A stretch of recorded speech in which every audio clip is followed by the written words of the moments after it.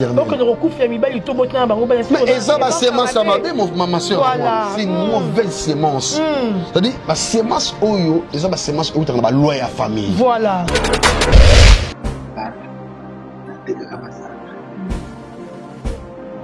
Na bali kobela. Na bali kobela comme je te l'entends.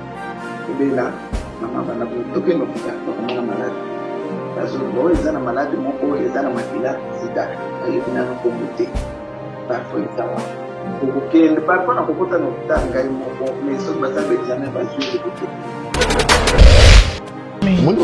Lorsque les gens passent à la télé pour dire n'importe quoi, même pour exposer leur vie, ils ont également objectif visé. Voilà. Et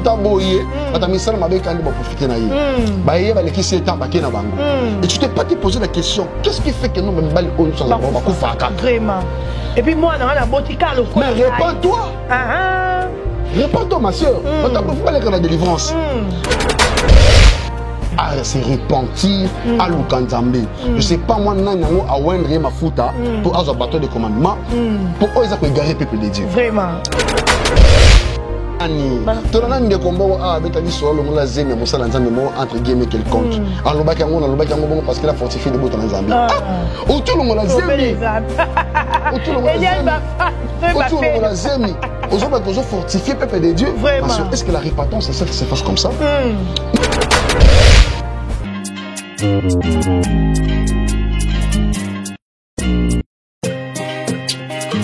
Ndeko ya Kongo omeli na poto susi ya kotonga na mboka ya baboti na yo otinda mboko na noko alia bakousin na bapetit frère batrahir idéologie tala solution yango yo ingénieur Fitu Biako Benjamin licencié na masolo ya bâtiment et travaux publics assistant na INBTP yana ngai avandisa lisusu approfondissa ma formation na ye na Chine aye pona kopesa solution na Congo ndeko na ngai atako olingi otonga immeuble lokola ya Sosacom lala mpongi ya babebe tika kolukaluka baye wana banyo corona ba dépense belebele ingénieur Fitu Biako Benjamin akosalela yo nyonso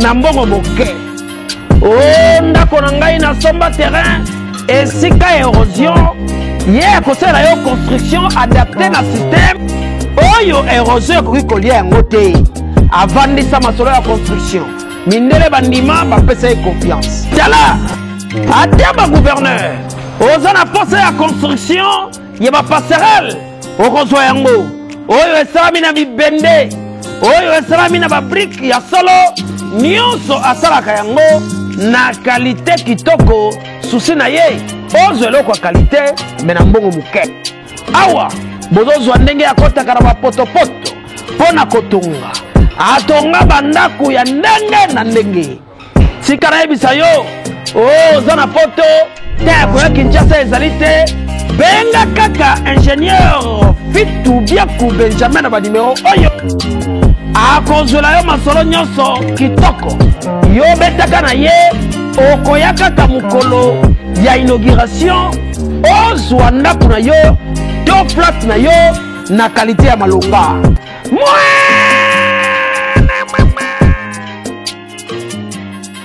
ona masolo ya construction awa na Congo na Kinshasa pe na Afrique mobimba solution esi emonani ingénieur Fitu Biako Benjamin oyo akotongela yo immeuble kitoko na mbongo moke. Oui, avec l'ingénieur Fitu Biako Benjamin, partir de rien pour bâtir un monument.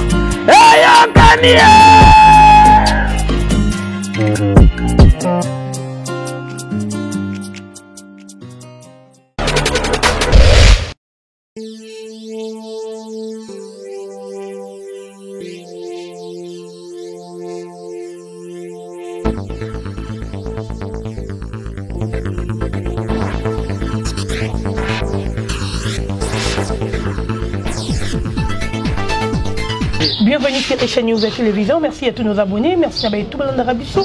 On dirait que de Echa News Télévision. Merci beaucoup à Nakolonzambe Oya Pessinga Occasion et Tokuta Mokolo Lelo. Un grand merci aussi à les tout puissants Ima Capita, Motima Chanda Capita Papa Najaïdette. Pourquoi pas à Champion Wadol 1 million de fois depuis La Rochelle. Merci beaucoup aussi à Gloria Ntoko, Motima Espoir Ntoko, Maman Jarvin Toko. Merci à la famille Bolokoko. Pourquoi pas à Charlie Kunga Chalamama. Merci à mon caméraman, mon réalisateur Nyonso, Richie Lionel derrière la caméra. Merci à toi. Et voilà. L'actualité nous oblige. Je reçois pour vous aujourd'hui les prophètes Efata autour sur la confession. C'est la confession. Confession, il y a Maman Charlotte, Maman Yakarine. Est-ce que c'est important à l'écran de télévision pour nous dire que le mot a 17 zemi, pour nous dire qu'à Botana 4 mibali, mais mibali on va koufa. C'est vrai que à zona semence ya malamu ou semence na ye eza ya mabe, il y a un autre monde requiti to et petit et pas Karine Mokondi. Par rapport à sorcellerie o yakangi Yvette Kalombo, na ba ki loko eza mama bonzambe, to ya Mbappé prophète a expliqué biso bonzambe wana. Et puis tout ça on le bela pe mingi fin de l'année. Qu'est-ce qui fait qu'à la fin de l'année, bah, tout va comme on fait le Zambie. Au début, on va le et à la fin de l'année, bah, on va le Zambie. C'est parce qu'il va comprendre que va couper à la fin de l'année. Tout diable est à combattre à la fin de l'année. Prophète Efata, bonjour. Bonjour, Maman Dorcas Bolokoko. Zambalo la Pambolayo. Merci. Je également mon frère Richie derrière la caméra. Pourquoi pas dire un grand merci à téléspectateurs dans les 4 coins du monde, Bazolon d'Abisso, Zamba Israël à Pambola Bango. Vous savez, au moment où nous avons vraiment besoin d'attaquer ma personnalité à Batouté, pour expliquer et faire comprendre aux gens quels sont les esprits qui sont en train d'animer l'esprit. En fait, langage y a batou, corps y a batou, l'esprit ils ont la loi, la famille y a batou, ils ont des à la portée de tout le monde. Tu sais, le diable est tellement risé. Le diable qui a massacré, abîmé, il a ténèbres, mais il a exposé ça qui a exposé. Mais le Dieu que nous servons, il est le même hier, aujourd'hui, éternellement. Okay. Nous traversé déjà, toujours atteindre déjà où ils ont année à traverser. Toujours en 2021, toujours traversé 2022. Les gens pensent qu'il y a la fin de l'année. En tout cas, le diable est tellement risé et le diable est un esprit. Bible Zolobana, Jean chapitre 4, le verset 24 au 26e verset, que Dieu est esprit. Donc, on a un esprit. Ceux qui doivent lui adorer d'abord en esprit et en vérité. Le diable aussi, en état esprit, ses œuvres aussi se manifestent en esprit. Mais la scripture, il y a la vie, il y a bateau. Il y a une politesse, il y a une kindumba, il y a un péché, il y a un commettant, il y a inconsciemment, et nous avons exposé, mais nous avons auto traversé, et ça peut être voilà. Pour la ligne de photo de la Zambie, nous avons auto traversé. Pourquoi nous avons fait de l'année? Déjà, je pense que Sambe a fait de l'année, et on les autres permettre de traverser l'année Moussoussou. Ce n'est pas ça, mon frère, ma soeur. C'est ton intimité avec Dieu. Dieu sait que le mandat qu'il t'a donné sur cette terre, il y a un début, il y a aussi une fin. Amen. Mais pendant ta durée sur cette terre, il faut y avoir cette intimité dans le Zambé. Il faut équitaper la vie à Bananayo. Parce que tel père, tel fils, telle mère, telle fille. Et ça, au moins, il y a une reproduction, il y a une généalogie mobimba. Et bandeko bazolo d'abiso, je pense que Nzambalo là azan d'abiso elongo na lingi to bon de la Zambé pour to fongola déjà makam onkola tsebiso bana ta o to zanango les dieux de gloire, les dieux d'Israël, Père éternel Nzambé na pambolio mokia nikolo penase kembo masanjoli ezonga na mboka na yo na tiki libota na yo bazolo d'abiso na maboko na yo shilo tika force nyoso ya diable ya moyini ya distraction. Il y a marque écoute, il y a marque à discernement. Et ça l'a brisé au nom de Jésus-Christ de Nazareth. C'est qu'à faveur nayo et accompagner biso. Que ton esprit est à place. Afin que la sémence, il y a parole, il y a ça tout qui y a payé délivrance, il y a vie na bango, na comboné sous Massia et te lobby. Amen. Amen, amen, amen, prophète, amen. Merci beaucoup, prophète Efata. Toko tasikoyo na fije na biso yale le prophète Efata. Le autre tout le monde a batuka ko prier na fin de l'année. Début va prier rater janvier va prier rater mars va prier rater fin de l'année le quoi baby que tout baza ko traverser le col là-bas na ya Israël ba traverser qui pour ba longo na kati ya Égypte ba bima na mboka mususu yango batu ba yaka plus ko prier Nzambe. Maman nangai tika za papa mbola yo mwana ko bazolanda biso ndenge na yebisa bato ko prier eza problème te oko prier mo bongo na te ko prier eza oko ya pe église mo bongo na te mais le problème n'est que rester constante à l'intimité avec Dieu, c'est ce qui fait qu'il croître aussi en esprit et assidu aussi dans la parole. Dans les disciples dans Actes des Apôtres chapitre 2, il y a un texte Oyo, Bible Zolobaboy, le verset 41. Il persévérait dans l'enseignement, le verset 42 pardon. Actes des Apôtres chapitre 2, le verset 41 au 43e verset. La bannière verset 41 pour la meilleure compréhension. Ceux qui acceptèrent cette parole furent baptisés et en ces jours-là, le nombre de disciples s'augmenta d'environ 3000 âmes. Ils persévéraient dans l'enseignement des apôtres, dans la communion fraternelle, dans la fraction du pain et dans les prières. Et la crainte s'emparait de chacun et il se faisait beaucoup de prodiges et de miracles par les apôtres. Ma soeur, Bible voilà. La plupart des fidèles aujourd'hui ne veulent pas lire la Bible. La plupart des fidèles aujourd'hui sont bornés plus dans la prophétie. Prophétie est quand on a yote. Prophétie est personne dans mabotate. Prophétie est personne dans bilambati. Prophétie est orienté yo kaka pour que on soit directive. Oya étape bisika ozali ya makambo oyeleki ya makambo oyezali na makambo ezoya voilà na ngozo yebiso ke non ngozawana au traverser 2022 tu tapes la poitrine que nga 2022 na katsango na makasi na yoto na makasi ya noko na bino Bible zolo bana Ecclésiaste mieux vaut la fin d'une chose que son commencement. Mais ce qu'on dit Proverbe chapitre 27 le verset 1er Bible zolo ne t'invite pas pour le lendemain quand tu sais pas ce qu'un jour peut t'affronter et ça na bato musu ba kufa le 25 et ça na bato musu ba kufa le 31 et ça na bato musu ba kufa le premier. Cela veut dire le temps des jours nous avons bâti on a c'est na moi ce qui est coquille olinga te sani okokende. Amen. Mais Dieu sait comment racheter ses siens. Pourquoi? Parce que quand tu reprends ta vie, tu rêves de la présence de Dieu. Au comment on a que bato mingi, bakozala épargner na ba problème. Net oza ba liwezali, ba pour ba les ali, ba pour ma mitu kezali, ba pour ma santé zali. Mais quand on comprend le peuple était, je ne comprends pas les enfants de Dieu. Aux églises quand dimanche, aux églises quand le 31 parce que tu as traversé 2022. Au cas ça peut 2022, dire la tique pour le 2022 mais quand on ma botte. Sans le savoir. Au côté 2022 ba kanga finance na yo. Voilà. Au côté 2022 na musuni, mais na esprit ba kanga ba makamano tu es toujours esclave. Mais je suis en train de prier à mon Dieu que tous ceux qui sont en train de nous suivre à ce net moment, que la main de Dieu et répandre les colonnes à bango. Nous sommes à qui bango ba piège, oh ba ligne qui va traverser tes jamais. Je sais le Dieu que nous prions pour rejoindre biso tout le monde de la Nzambe. Tout traverser nos années au na Kenya. C'est pas problème aux qui on a 2021. Etikala nanu, o songi, o kindumba, o koswana, o kofinga batu, o yo sala ba baisse d'internet. Maman, baisse ko leka, e ko kende, ba beauté wana boza na Amen. Ce qui ne doit pas passer, c'est que la parole de Dieu. Amen. Nous avons un conflit inutile. Année tout traverser, ils ont un meilleur. Tout compte la saison ainsi tout traverser de l'autre bord. Genèse chapitre 49, le verset 1er. Bible Zolobanine. Jacob a rassemblé tout Israël, a rassemblé famille. N'ayez qu'on appelle un message pour rassembler les boutons en Zambé. Bah y a tout le Kanzambé dans le moment où tout prier. Bah tout le monde de la Nzambé. Maman, sangisa banana yo. Sangisa mobile na yo, sangisa famille na yo, tout le canon Nzambe, tout bon c'est Nzambe, tout ta année asika, kolo atambola na biso elon accompagner biso.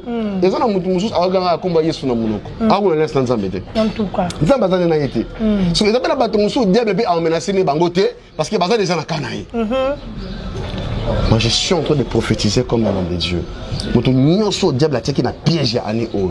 Alingo lingate ba piège fait 4 ans. Amen. Traverser année na kombo na Yesu Masi. To kota année asika to bonde la Nzambe. Merci beaucoup prophète Fata. Amen papa na oyo lobi et papa le lot tu kolanda dame photo ni yango wana bandeko bati la maman toyebi que la maman est chrétienne ati arabatu lo banzambe mais chose grave la maman est passée à la télé pour atoyebi to benga au témoignage. Asa marié? Non. Toi qui es malembe, on l'a vraiment bien. Tu as évité un témoignage, confession, tu as évité de terminer de réutiliser la place Ouana. Maman l'équipe a bien une émission. Maman lobi na vie na ye à Longola 17 zemi. Édifié nan. J'aimerais bien que Richie, tu l'as vu sur la partie où on entend tout juste après.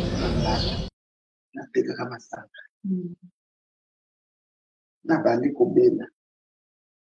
Na bandi kobela juste longtemps. Kobela maman banda toke nokta ba komona malade. Bazo bo ezana malade moko ezana makila sida ba yina no komute. Parfois isawa.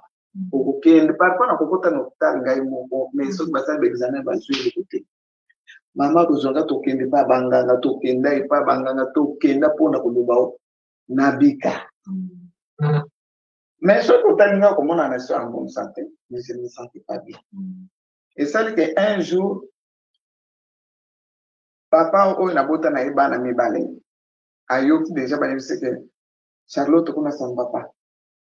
Tout le temps zobé la côté no kutale ba kende ke pa bangana. Aye na papa yebisinga. Na komi ko bang. Ils en étaient. Tu risques de perdre yo ngana yebisinga pas de problème ka soki na kushi. Oya kozwa ana il y a l'hôpital. Naza besoin pour faire parce que bana baza bana mike, baza pe besoin na yo. Baza pe besoin na. Ce que c'est bon. Je suis là. Je vais t'aider parce qu'il y a des enfants. La dingo ça va bien. Mais je ne me sentais pas bien, mais c'est que kende akei. Là akei na yisi maman. Maman na tu pas bien tout kende. Et maman yisi na. Papa zala kia wana voiture il fallait qu'on va mabiso. Lengene no kutambisa ngai. Bon, tozalaki na biso musika na hôpital te. Et tu comme na hôpital, assistant bandi ko examiner. Mais ayoka ki déjà que nous autres nanga ici et oufi, mais azo kama koma na zolo. Après il bisanga ke kota na chambre. Toke na ye a examiner nga et puis singa bakisi. Kota na hôpital na koti na hôpital.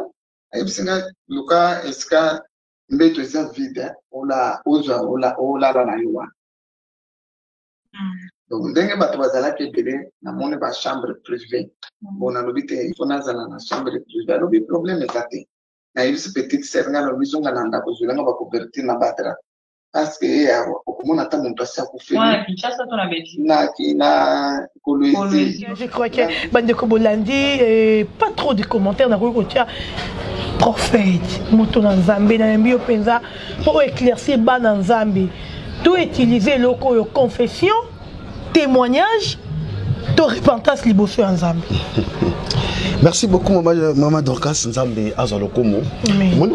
Lorsque les gens passent à la télé pour dire n'importe quoi, même pour exposer leur vie, ils ont également objectif makambo bazo visé. Voilà.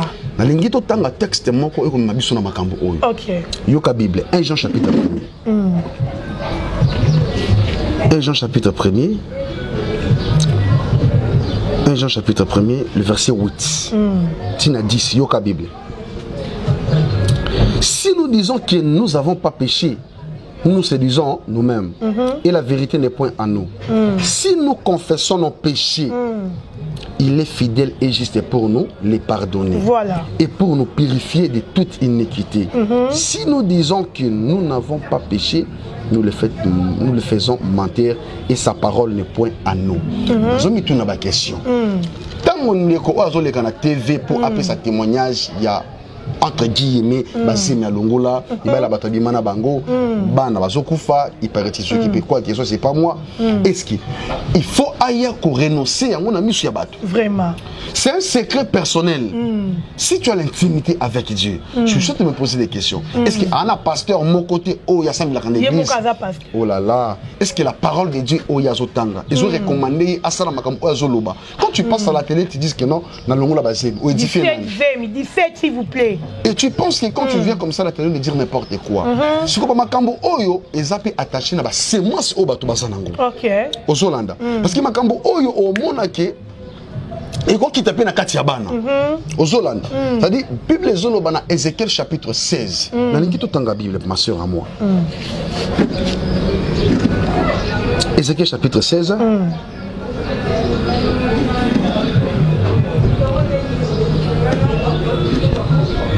Ok. qui est Ézéchiel chapitre 16, le verset 1er au 3e verset. Yoka Bible. La parole de l'Éternel me fit adresser en ces mots. Fils de l'homme, fais connaître à Jérusalem ses abominations. Voilà. Ozolanda. Fils de l'homme, fais connaître à Jérusalem ses abominations. Tu diras, ainsi parle le Seigneur. Voilà. L'Éternel à Jérusalem, par ton origine et ton naissance, tu es des pays de Canaan, ton père était un Amoréen et ta mère est une Étienne.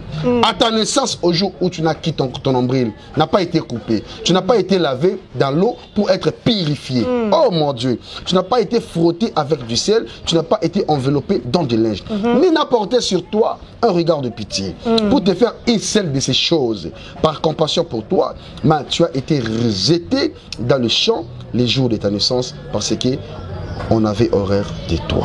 Ma soeur. Mukolo bandeko babotama kani salamaka. Mukolo kobota mani salamaka. Est-ce que makamba zolo baleka na délivrance? Est-ce qu'il y a vraiment un chrétien converti? Est-ce qu'il y a vraiment muto avandi na katia parole de Dieu? Vraiment. Parce que quand vous passez à la télé, il y a des gens qui sont pas encore convertis, mais zola ki sabango kondi bango sanini. Ils ont quoi sama. Exemple ni okopé sana bana o bazabana na yo. Exemple ni okopé sana ba camarade ya bana na yo. Exemple ni okopé ça na katia il y a chant de l'Éternel. Mais ça va sémence ça m'a ma soeur. C'est une mauvaise sémence. C'est-à-dire la sémence oyo, ça va sémence oyo dans la loi ya famille. Voilà. C'est-à-dire moi c'est nga ki ba kangai mabota. Moi c'est nga kenda ba kangai de ko balati ba privé ba biloko mususu. Osomona. C'est-à-dire Bible dans l'Ecclésiaste chapitre 7 le verset 26. Alors j'ai trouvé quelque chose plus amer que la mort. C'est une femme dont son cœur est un piège. Et ses mains sont des liens. Tout ce qui sont agréables à Dieu lui échappe. Mais ce sont les pécheurs qui en profitent avec elle. C'est-à-dire mutaboye, batamisala mabeka ndi ba profiter na ye. Ba ye ba leki seta ba kena bango. Et tu t'es pas posé la question, qu'est-ce qui fait que non même bal oyo sans ba kufa kaka. Vraiment. Et puis moi na botika le ko. Mais répands-toi. Répands-toi ma soeur. On t'a pas fait la délivrance. Mais comment on a pas tellement de bonsoir cher à hôtel à sang malamu. Tu veux nous enseigner quoi? Nata o film manza meza côté les mains. Ndeko on a bien na repentance, repentance sincère. À se repentir à Lukanzambe. Je sais pas moi nango a wendre ma futa pour avoir bateau de commandement pour oser ko égarer peuple de Dieu. Vraiment. Au monde. Les autres dans Matthieu chapitre 10 le verset 6e. On dit allez vers le brebis qui sont perdus d'Israël. Si ko ba brebis baza égaré, déjà yemoko brebis berger perdu. Alors les brebis seront comment? Dispersé. Mais il y a le bien pour fortifier. Pour fortifier nani. Tout le monde de combat a betali sur le la zeme mo sala nzambe mo entre guillemets quelconque. Alors baka ngona parce qu'il a fortifié des bottes en Zambie. Ou tout le monde la zeme. Ou tout le monde la zeme. Aujourd'hui que fortifier peuple de Dieu. Est-ce que la repentance se fasse comme ça? Même la confession c'est la maboté. Et ça qui dame Tony. Alors bien dit fait tu veux malongola. Papa ba sio soko la neli ba maman ya boy. C'est-à-dire descendre sa progéniture na ye. Mon akaba makambo. Na bengi si libota on repentance. Na bengi si bango na baleka na délivrance. Baluka nzambe, nzamba telema akangola bango. Amen. Akangola libota o. Parce que zana batu musubi ba vivre ba makambo o. Ndozo mona ki na mabala ebele, non seulement ka ki balongola bazeli te ebele bana ba conséquences ya makambo ba sala. On ne se moque pas de dire ce que l'homme aura sémé de mensonge. Il y a beaucoup de choses. On peut entendre. On peut entendre ça Isaïe Kamoko. On a son souhait. Nous sommes allés à Kenda wana. Peut-être ba conzipe. Peut-être ba conzipe ba Kenda Kabo. Ba ça 21. Hein? Dans maman 21 bana. To ka ki 17 de malongo là. Na 4 bana mokili 21. Si on a 17 oya lobby. Bobo ya bombaki. Vraiment, c'est grave. Na bengi ndeko mo swale kana repentance nzambe awza to kangola parce que ça peut na bande ko mususu bazo ka soni. Le problème c'est quoi? Il y en a bande ko basi ba traverser ma problème o. Abala aw kanga zemité. Mais aya aluka nzambe to bonde nzambe. Mon numéro est affiché sur la barre d'écran. Plus 243 82 21 78 177. Contactez le prophète et yo na prendre ma bota depuis au bal maman au vu ba conséquence ma kambo yo yebité parce que au bima na famille moko boye to au kota na famille moko bakanga bango mabota olobi ke bango bakobola mais nzamba sala ngolu ozobala tanga genèse Abraham a Job a solana na Laban. Là-bas a Abraham, a Jacob. Alors ce n'est pas la coutume chez nous. La cadette n'est plus jamais se marier avant le nez. Peut-être que tu souvent ma loi ya famille. Vraiment. Au bali mais au beau tati. Moi je crois pas c'est diable ça na bato. À côté ko peno bali, li bala bien bato ba yo bali.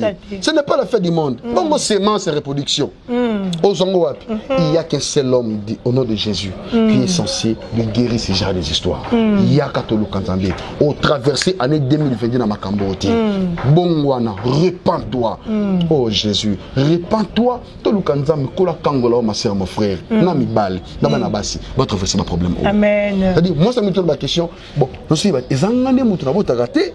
To moi c'est mo bali mutu abota gâté. Mais Tolo Kanzambe une relation amoureuse ou un mariage qui n'est pas fondé dans la parole. Les mariages sont pourris. Et c'est à couper. Amen, prophète Fata. Merci beaucoup, prophète Tokobi Nabiso. Nasuka, s'il faut conseil au Pessanaba Nzambe, conseil au Pessanaba Nzambe, peut-être que mon équipe balembi. Il y a moyen comme un chrétien, jamais. Vous me laisse-moi te dire la vérité, ma sœur, maman, papa. La Bible dit la foi vient de ce qu'on attend. Et ce qu'on attend vient de la parole. Amen. Nazo ramène une dispensation ya kondima oizaki. Peut-être l'obi simba kiti. Kubung sa kondima na yote. Tu dois percer encore davantage. Bible Zolobana, Hébreux chapitre 11, le verset 1er. Que la foi est une ferme assurance. Ferme assurance, c'est dans des choses qu'on espère et une démonstration de celles qu'on ne voit pas. Approche-toi de l'éternel. Yo muto bungaki. Yo muto kondime koyaki. Peut-être babetsa ko di baku. Peut-être tala ma sœur, il y en a bateau babetsa ma baku parce qu'il y a encore des bébés spirituels. Amen. Muto avani sami na kata parole te lorsqu'à coûter un problème à oyebati à osala nini. C'est-à-dire à mon encore dirait et loko amoni et se reproduit et panaï. Mais Bible dit bah venez à moi vous tous qui êtes fatigués et chargés et moi l'Éternel je vous donnerai du repos. Nous avons besoin appeler ce repos ma sœur. Na kobota na yo, na libala na yo, na ba document na yo, na stabilité na yo, na paix na yo, ça va appeler ce repos. Na bengi sibino tout ça tant à commun de la Zambie pour na banana bino, pour na foyer, pour na famille, tout traverser année 2022, Zambie a osé mater au Congo la bino, Molum Zambie est accompagné bino. Amen. Merci beaucoup prophète Fata, merci à tout pour l'indibiso. Le numéro du prophète est affiché. Benga commenter vidéo, bah oh bah c'est sentir blessé, bah li bolimbisi, bah oh moni malamu, beau commenter vidéo, beau aimer, beau liker. Allez vous abonner sur Bolo Coco officiel, beau s'abonner kunape, ko sala biso bien. Merci na ba tout au bozo qui liba. Il y a kolanda émission oyo vidéo oyo na lingi bino ya trop. Merci à mon caméraman Richie Lionel nzambalo la pambola yo. Merci na bino nyoso ba nzambo bolanda kibiso tokutani na bino à la prochaine. Bye bye.